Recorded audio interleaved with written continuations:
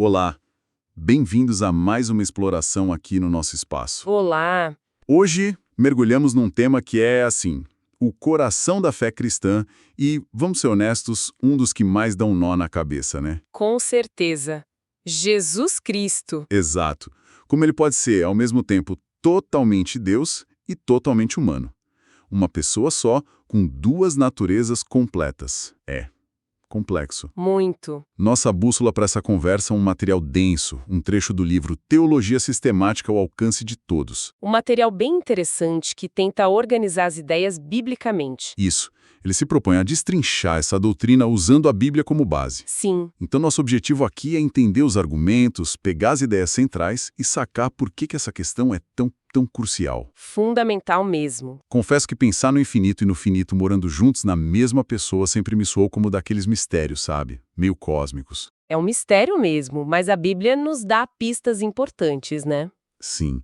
Vamos tentar desembrulhar isso juntos. Começando pelo lado humano de Jesus, que é por onde a nossa fonte inicia. Ótimo ponto de partida. A humanidade dele. O texto faz questão de firmar o pé. Jesus era gente como a gente, em carne e osso. Exato. E o ponto de partida é algo bem único, o nascimento virginal. A fonte nos lembra das passagens de Mateus e Lucas. Sim, dizendo que Maria ficou grávida pela ação do Espírito Santo, né? Sem um pai humano envolvido. Isso. E é interessante notar que a fonte não trata isso só como um milagre isolado, mas como algo com implicações teológicas, assim, enormes. Ah, é? Quais? Primeiro, sinaliza que a salvação é obra de Deus, não nossa.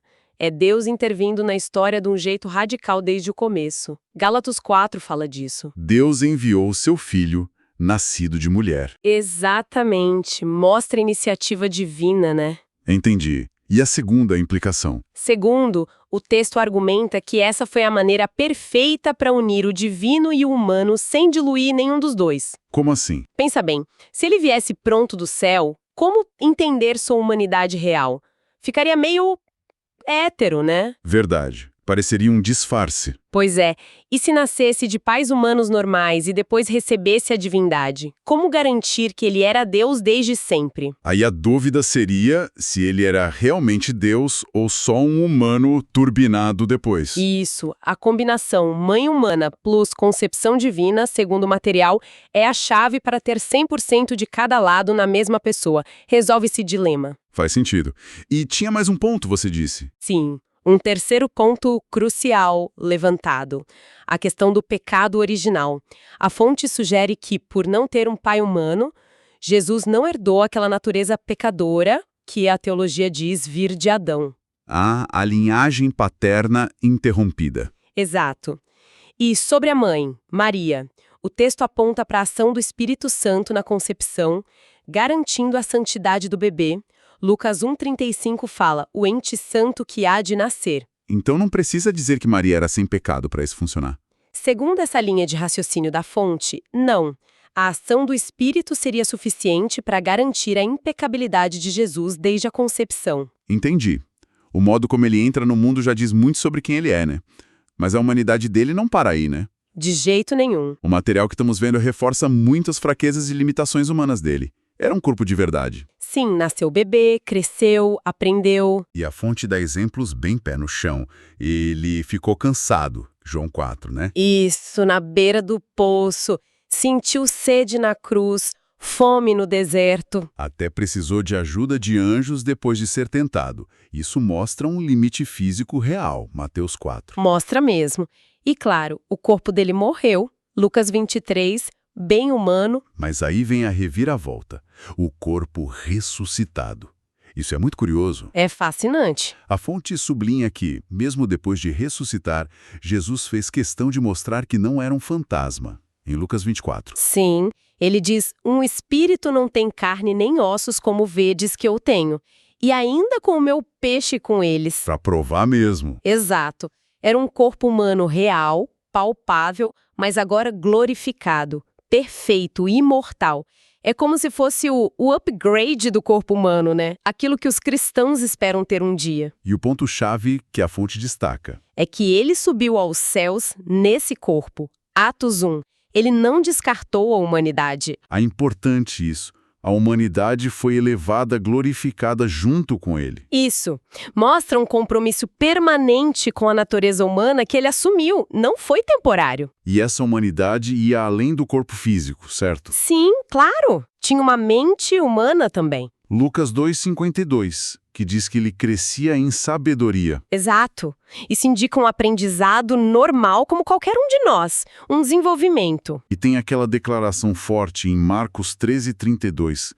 Essa sempre me intrigou. A de não saber o dia e a hora da volta, só o Pai. Essa mesma. Se ele era Deus onisciente, como podia não saber algo? A fonte explica como isso funcionava. É uma das grandes tensões, né? A fonte não dá um mapa psicológico disso, seria especulação. Mas a implicação é que, em sua vida aqui na Terra, a consciência humana de Jesus operava com as limitações próprias da humanidade. Ele usava primariamente sua mente humana, que crescia, aprendia e que não tinha acesso automático a toda a onisciência divina, entende? Embora a pessoa fosse divina. É um mistério como isso coexistia. Sem dúvida. Mas a fonte afirma que ambas as realidades eram verdadeiras sobre ele. Conhecimento divino e limitação humana coexistindo na mesma pessoa. Entendi. É complexo, mas mostra o quanto ele se fez humano de verdade. E isso inclui, claro, uma alma humana e emoções humanas. Com certeza. A fonte menciona passagens onde Jesus fica profundamente perturbado. João 12 e João 13. Sente aquela tristeza mortal no Getsêmani, Mateus 26. Se admira com a fé das pessoas, Mateus 8. Chora. A famosa passagem de João 11. E ora com forte clamor e lágrimas, segundo Hebreus 5. Não eram emoções de fachada, então. De jeito nenhum. Eram reais. Parte da experiência humana dele. E essa questão das emoções e do crescimento leva a outra pergunta que o texto aborda, de Hebreus 5,8. Ah, sim. Como Jesus aprendeu a obediência pelo sofrimento? Se ele nunca pecou. Parece contraditório, né? Exato. Se ele já era perfeito, como aprendeu a obedecer? A explicação dada é que aprender, nesse caso, não significa sair da desobediência para a obediência. Ele nunca foi desobediente. Certo. Mas sim experimentar e dominar a obediência em circunstâncias cada vez mais difíceis. Conforme ele crescia e enfrentava provações maiores, incluindo o sofrimento, sua capacidade humana de obedecer sob pressão era testada e fortalecida. Ah, entendi. Foi um crescimento na prática da obediência perfeita, em situações extremas, não na natureza da obediência em si. Exatamente essa a nuance. Fortaleceu a base moral humana dele, por assim dizer, sem nunca ter falhado. E interessante, isso nos leva direto à impecabilidade. A ideia de que ele, apesar de humano e tentado, nunca pecou. Um ponto centralíssimo. A fonte até rebate aquela frase comum, errar é humano, né? Sim, dizendo que, na verdade, o pecado é uma anomalia na criação original. A humanidade, como Deus planejou no início, não tinha pecado. Adão e Eva antes da queda. Então, ser sem pecado não o fazia menos humano? Pelo contrário, o fazia o humano ideal, perfeito, como deveríamos ser. E a fonte mostra que a Bíblia realmente insiste nisso. É uma avalanche de textos, né? Sim, muitos mesmo. Nos evangelhos, Paulo, Pedro, João, todos afirmam, ele não pecou. Satanás falhou em tentá-lo. Ele desafiou os inimigos. Quem dentre vós me convence de pecado? E ninguém conseguiu. Ele mesmo disse, sempre faço o que lhe agrada ao Pai. Até Pilatos falou, não acho culpa nele. É um ponto martelado repetidamente nas Escrituras. Sem dúvida. E essa afirmação da impecabilidade levanta a pergunta inevitável. A pergunta de $1 milhão. Jesus poderia ter pecado? Exatamente. Aqui a atenção é clara. Hebreus 4,15 diz que ele foi tentado em todas as coisas à nossa semelhança, mas sem pecado. Só que Tiago 1,13 afirma que Deus não pode ser tentado pelo mal. E Jesus era Deus. Como resolver isso? A fonte apresenta uma solução, admitindo que é uma dedução lógica baseada nas Escrituras. Não algo que a Bíblia diga com todas as letras era impossível. Qual a linha de raciocínio? É mais ou menos assim. A natureza humana de Jesus, se estivesse sozinha, isolada, seria teoricamente capaz de pecar, como a de Adão era. Ok. Mas ela nunca esteve sozinha. Estava perfeitamente unida à natureza divina numa só pessoa. Certo. A união hipostática. Isso. E qualquer pecado seria um ato da pessoa inteira, envolvendo ambas as naturezas. Se a pessoa de Cristo pecasse, Deus, a natureza divina unida a ele, teria pecado. E isso é impossível. Porque Deus não pode pecar. Exato. A conclusão do material, então, é: por causa dessa união inseparável das naturezas, era impossível que Jesus pecasse. Em latim teológico, não possi peccare, não poder pecar. Ok, entendi a lógica.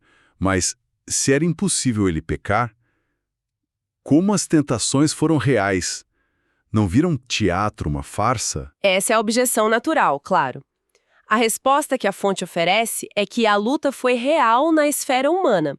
A experiência da tentação foi genuína. Como assim? Jesus enfrentou as tentações usando os recursos disponíveis à sua natureza humana. Fé no Pai, conhecimento das Escrituras, dependência do Espírito Santo. Ele não apertou um botão divino para facilitar ou escapar da pressão. Ele não usou a divindade como um truque. Exatamente. A garantia de que ele não cairia vinha da união com a divindade, mas a experiência da pressão, do desejo contrário sendo apresentado, da batalha interna, tudo isso foi autenticamente humano. A fonte até argumenta que talvez quem resiste até o fim sinta a força total da tentação, de uma forma mais intensa do que quem cede logo no início, sabe? Faz sentido. A vitória era certa por causa de quem ele era, mas a batalha foi travada de verdade no nível humano. Essa é a ideia. Então, resumindo essa parte toda da humanidade, por que essa humanidade plena era necessária? Qual o propósito disso tudo, segundo a fonte? Isso é crucial. A fonte destaca alguns pontos como sendo absolutamente essenciais para a missão dele.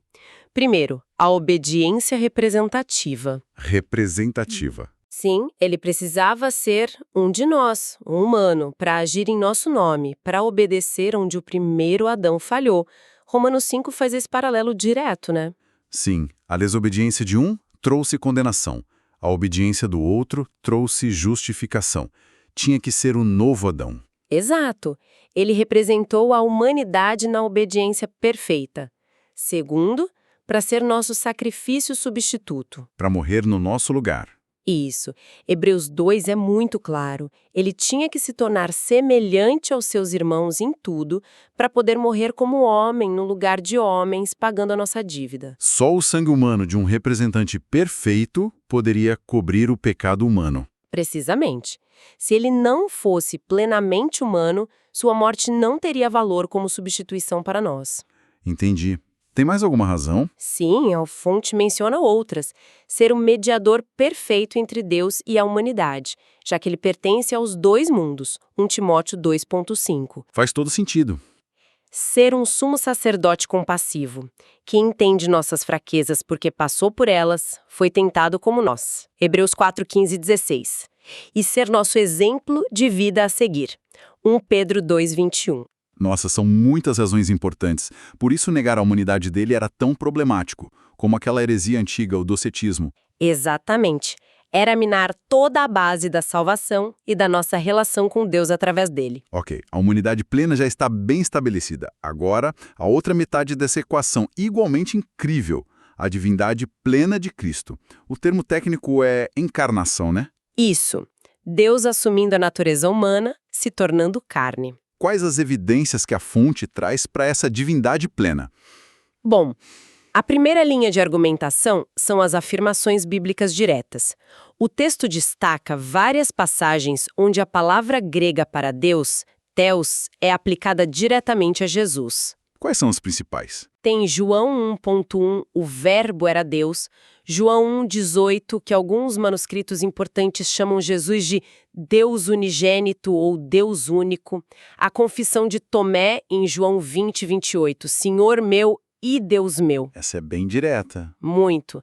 Paulo, em Romanos 9,5, chama Cristo de Deus acima de todos, bendito para sempre. Tito 2,13 fala da vinda do nosso grande Deus e Salvador, Jesus Cristo.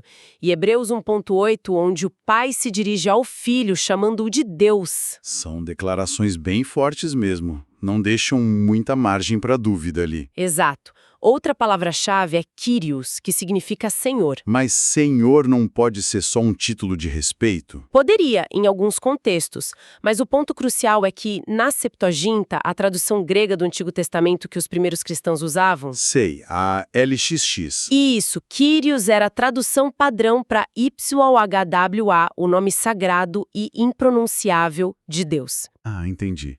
Então chamar Jesus de Kyrios podia ser uma forma velada de dizer YHW. Podia ser uma forma bem clara, na verdade, para quem conhecia as Escrituras. E o Novo Testamento faz isso o tempo todo. Onde, por exemplo? O anjo anuncia aos pastores o nascimento do Salvador, que é Cristo, o Senhor. Lucas 2,11. João Batista veio preparar o caminho para quem? Para o Senhor. Mateus 3,3. Citando Isaías 40, que fala de preparar o caminho para YHW. Nossa, essa conexão é forte. Muito! O próprio Jesus usa o Salmo 110 para se colocar como Senhor de Davi, acima de Davi, Mateus 22,44. E nas cartas de Paulo é constante. Um só Deus, o Pai, e um só Senhor, Jesus Cristo. 1 Coríntios 8,6. Coloca Jesus num patamar divino, paralelo ao Pai. Entendi. Além de Theos e Kyrios, tem outras alegações fortes de divindade que a fonte menciona? Sim, algumas declarações do próprio Jesus que são bombásticas. Aquela de João 8,58. Direto a Êxodo 3, Deus se revelando a Moisés na sarça ardente. O nome da autoexistência eterna. Exatamente. E a reação da multidão não deixa dúvidas de que entenderam a reivindicação dele. Eles pegaram pedras para apedrejá-lo por blasfêmia. Eles entenderam bem o que ele estava dizendo. Com certeza. E tem outros títulos também. Jesus se chama de Alfa e Ômega, em Apocalipse 22, um título que o próprio Deus Pai usa em Apocalipse 1, indicando soberania total sobre o início e o fim. Senhor do tempo e da história. Isso, e o título Filho do Homem, que Jesus usava constantemente para se referir a si mesmo. Esse parece humilde, mas não é bem assim, né? Não mesmo. A fonte liga isso diretamente à visão de Daniel 7, onde o Filho do Homem é uma figura celestial que vem nas nuvens, recebe domínio eterno e é adorado por todos os povos. E Jesus aplicou isso a si mesmo no julgamento, né? A reação do sumo sacerdote foi rasgar as vestes. Exatamente. Outra declaração de divindade implícita fortíssima. E, claro, o título Filho de Deus. Que, dependendo do contexto, também aponta para a divindade. Especialmente no Evangelho de João. Ali, Filho de Deus não é só um título messiânico, mas aponta para uma relação única, eterna, de mesma natureza e poder que o Pai. Ele revela o Pai, tem autoridade sobre a vida e o julgamento pré-existe, tudo isso ligado a ser o Filho. Uau, são muitas linhas de evidência só nas palavras e títulos. E não para por aí. A fonte também aponta para os atributos e ações divinas que Jesus demonstrou durante seu ministério. Como que? Onipotência, poder sobre a natureza, como acalmar a tempestade com uma palavra, multiplicar pães, transformar água em vinho. Milagres que mostram poder divino. Sim, eternidade, aquela declaração eu sou antes de Abraão, o título Alfa e Ômega, onisciência, ele sabia o que as pessoas pensavam, sabia quem iria traí-lo, conhecia detalhes da vida das pessoas sem que contassem. Isso sempre me impressionou. Marcos 2, quando ele sabe que os escribas pensam sobre ele, perdoar pecados. Exato. E a fonte menciona também a onipresença, pelo menos em promessa para o futuro, estar onde 2 ou 3 se reúnem em nome dele, Mateus 18, e com os discípulos até o fim dos tempos, Mateus 28. E a soberania divina. No ato de perdoar pecados, que os judeus reconheceram corretamente como algo que só Deus pode fazer, e na autoridade com que ele ensinava. Ouvistes o que foi dito, Eu, porém, vos digo. Ele falava com a autoridade própria, não só citando outros. E por fim, ele era digno de adoração. Sim, algo que na Bíblia é devido exclusivamente a Deus. Mas Jesus aceitou a adoração, e textos como Filipenses 2 dizem que todo joelho se dobrará a ele. Hebreus 1 diz que os anjos devem adorá-lo. É um conjunto bem robusto de evidências que a fonte apresenta para a divindade dele. Com certeza. O material argumenta que o Novo Testamento é claro quanto a isso. Agora, o texto toca numa teoria que às vezes aparece para tentar explicar como ele vivia como humano sendo Deus. A teoria da kenosis. Ah, sim. Baseado em Filipenses 2.7, que diz que ele se esvaziou? A ideia é que ele teria se esvaziado de alguns atributos divinos, tipo onisciência, onipotência, para poder viver aqui na Terra. Como a fonte lida com isso? Ela critica bastante essa interpretação. O argumento principal é que o esvaziamento, kenosis, de Filipenses 2, não foi de atributos divinos essenciais. O próprio texto explica como ele se esvaziou. Assumindo a forma de servo, tornando-se semelhante aos homens, humilhando-se. Exato, o esvaziamento foi de glória, de status, de privilégio celestial. Foi um ato de humildade e renúncia da sua posição exaltada, não da sua natureza divina em si. Ele não deixou de ser Deus para virar humano. Ele abriu mão das prerrogativas externas da divindade, não da divindade em si. Essa é a ideia. Além disso, o contexto ali em Filipenses é um chamado à humildade para os cristãos. Paulo usa Cristo como exemplo máximo de humildade, de colocar os outros acima de si mesmo. Ele não está pedindo para os filipenses abrirem mão das suas capacidades, mas que as usem para servir. Entendi. E a fonte levanta a objeção principal, né? Sim, a objeção fundamental. Se Jesus deixou de lado atributos divinos essenciais como onipotência ou onisciência, então ele não seria plenamente Deus durante sua vida na Terra. E isso contradiz outras passagens bíblicas muito claras. Como Colossenses 2.9. Exatamente. Porque nele habita corporalmente toda a plenitude da divindade.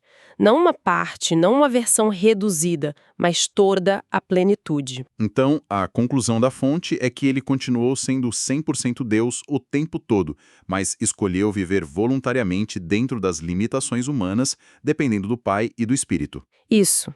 Ele é Emanuel, Deus conosco. Mateus 1:23, em toda a sua plenitude divina, habitando entre nós de forma humana. Ok.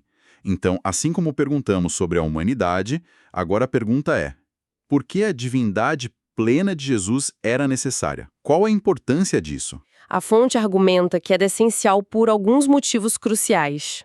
Primeiro, a questão do sacrifício.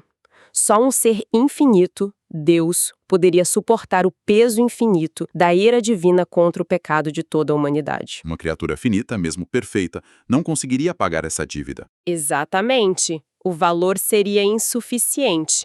Tinha que ser o próprio Deus oferecendo o sacrifício de valor infinito. Segundo, a salvação é sempre apresentada na Bíblia como obra de Deus. Jonas 2.9. Ao Senhor pertence a salvação. Nenhuma criatura pode salvar outra. Tinha que ser o próprio Deus agindo para nos salvar. Entendi. Deus como o único salvador possível. Isso. E terceiro, só alguém que é, ao mesmo tempo, plenamente Deus e plenamente homem pode ser o mediador perfeito entre Deus e a humanidade. 1 Timóteo 2.5. Ele entende os dois lados, pertence aos dois mundos. Ele é a ponte. Exatamente.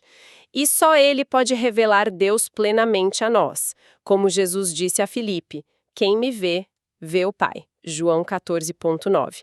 Negar a divindade dele, segundo a fonte, É negar a própria salvação e a revelação de Deus. A fonte alerta sobre isso, né? sim, citando as cartas de João, que são bem enfáticas sobre as consequências de negar o filho. Uau! Humano de verdade, Deus de verdade. Juntos na mesma pessoa. Chegamos ao centro do mistério, né? O ponto nevrálgico. Como essas duas naturezas completas coexistem em uma única pessoa. A fonte nos leva, então, ao momento chave da história da Igreja. O Concílio de Calcedônia.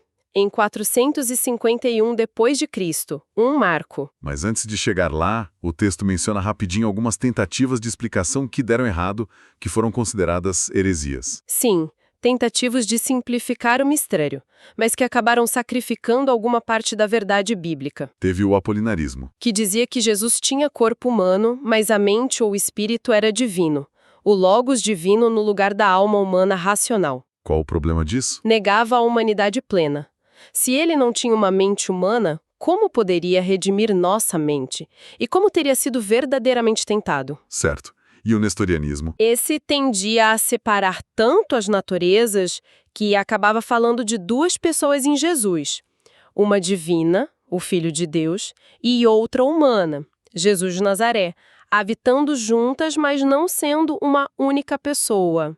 Quase como uma parceria divina-humana, não uma união pessoal. Exato. Isso destruiria a unidade da pessoa de Cristo que vemos nos evangelhos, onde ele sempre fala como eu, agindo como um único sujeito. E o monofisismo ou eutiquianismo? Esse foi na direção oposta. Fundiu as duas naturezas numa só, uma terceira natureza misturada, nem totalmente divina, nem totalmente humana. Uma espécie de híbrido. E qual o problema aí? Negava a integridade de ambas as naturezas. Se ele não era nem verdadeiro Deus, nem verdadeiro homem, não poderia nem nos representar diante de Deus, nem representar Deus para nós. Não poderia ser nosso Salvador. Entendi. Eram becos sem saída, teológicos. Exatamente. Eram tentativas de resolver o paradoxo, mas acabavam sacrificando ou a plena divindade, ou a plena humanidade, ou a unidade da pessoa. E aí veio a solução, ou pelo menos a formulação clássica, com a definição de Calcedônia. Isso.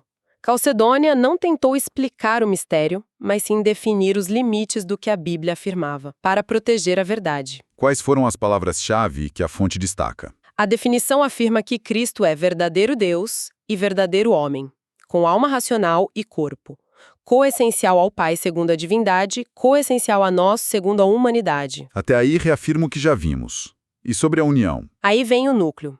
Ele é reconhecido em duas naturezas que existem sem confusão, sem mudança, sem divisão, sem separação. Essas 4 negativas são famosas. São cruciais. Sem confusão, contra o monofisismo, sem mudança, a divindade não virou humanidade nem vice-versa, sem divisão, contra o nestorianismo, sem separação.